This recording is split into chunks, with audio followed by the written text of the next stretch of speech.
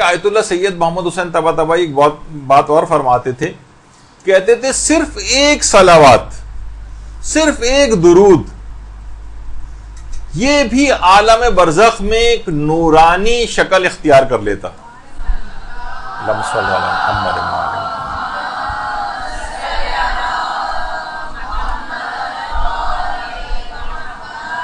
یہی وجہ کہ پیغمبر فرماتے تھے جو ایک مرتبہ مجھ پر درود بھیجے گا، خدا روز قیامت اس کے اوپر نیچے دائیں بائیں ہر طرف سے یہ نور اس کو گھیر لے گا اور اس کو نورانی بنا دے گا.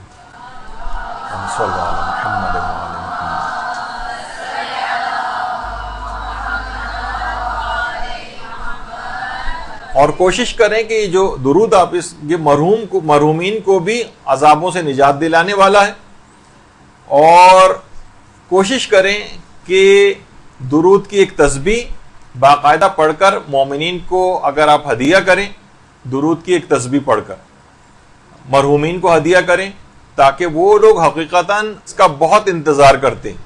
اور عام زندگی اور مشکلات اور پریشانیوں کے لیے بھی آیت اللہ سید محمد حسین طباطبائی فرماتے تھے کہ جب بھی مشکلات اور پریشانیوں میں گرفتار ہو جاؤ تو درود کا ایک سیلاب روانہ کرو.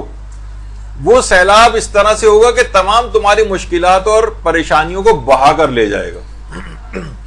اچھا، یہ بات بھی آئی ہے کہ خود کو لے کر پیغمبر اسلام کی خدمت میں لے کر جاتے ہیں، پیغمبر اسلام کی خدمت میں لے کر جاتے ہیں.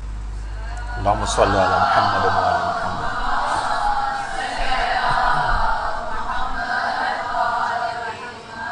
تو پیغمبر اسلام کی خدمت میں جب فرشتے پہنچیں گے اور آپ کا نام لے کر بتائیں گے کہ اے آقا، آپ کی فلاں امتی نے آپ کو درود کا یہ تحفہ ہدیہ کیا ہے، تو کتنی خوش نصیبی کی بات ہوگی کہ ہمارا ذکر، ہمارا نام پیغمبر اسلام کی محفل میں لیا جائے، ہمارا نام ان کی سماعتوں سے ٹکرائے. تو وہ کریم اس ہدیے کو پا کر نہ جانے کیا کیا کچھ عطا فرما دیں گے. تو ایک تسبیح چہاردہ معصومین علیہ السلام کی خدمت میں ان کو بھی شامل کر لیں اور ان کی خدمت روانہ کریں. ایک عالم کو باقاعدہ کسی نے خواب میں دیکھا تھا جو بہت ہی خوش اور مطمئن نظر آ رہے تھے، بہت خوش اور مطمئن. ان سے پوچھا کہ آپ کے ساتھ کیا ہوا، یعنی پروردگار نے آپ کے ساتھ مرنے کے بعد کیا سلوک کیا؟ کہا کہ ایک عمل کی وجہ سے میری بڑی آسانی کے ساتھ بخشش ہو گئی، وہ یہ کہ جب بھی میں کوئی کتاب لکھتا تھا تو اس میں جہاں پیغمبر اسلام کا نام آتا تھا وہاں ان کے نام اسم گرامی کے ساتھ میں پورا درود اپنے ہاتھ سے لکھا کرتا تھا، اس عمل کی وجہ سے. اللہم صلی علی محمد.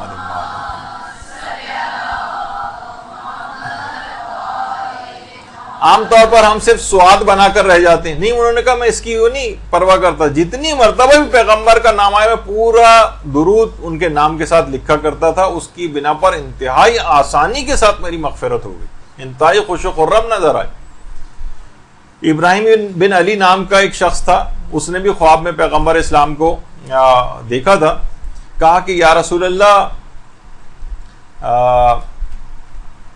میں آپ سے شفاعت کا خواستگار ہوں. تو خواب میں پیغمبر نے، حکایات میں ملتا ہے کہ پیغمبر نے فرمایا کہ اگر تم مجھ سے شفاعت کے خواستگار ہو تو زیادہ سے زیادہ کثرت سے مجھ پر درود بھیجا کرو.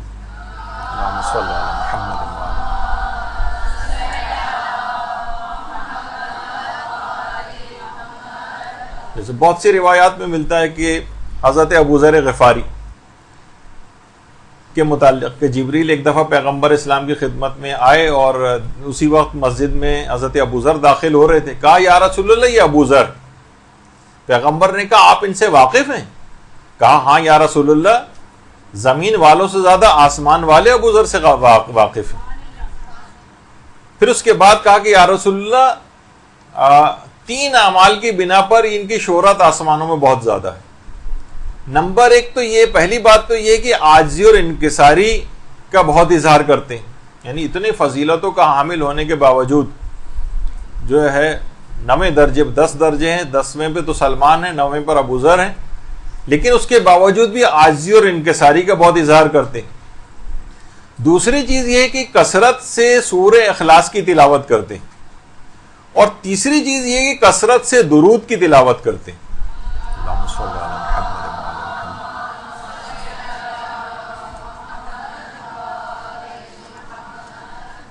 تو کثرت سے درود کی تلاوت کرنا یہ آسمانوں میں شہرت دلواتا ہے. زمین والوں سے زیادہ آسمان والے جو ہے ان سے واقف تھے.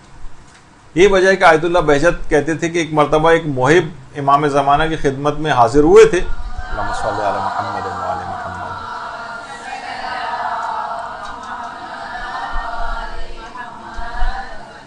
تو فرماتے ہیں کہ حضرت حجت نے ان سے خود تاکید کی تھی کہ جب بھی تم درود پڑھا کرو تو وہ عجل فرجہم کا اضافہ کیا کرو. درود بھیجیے محمد وعلی محمد صلی اللہ علیہ وسلم.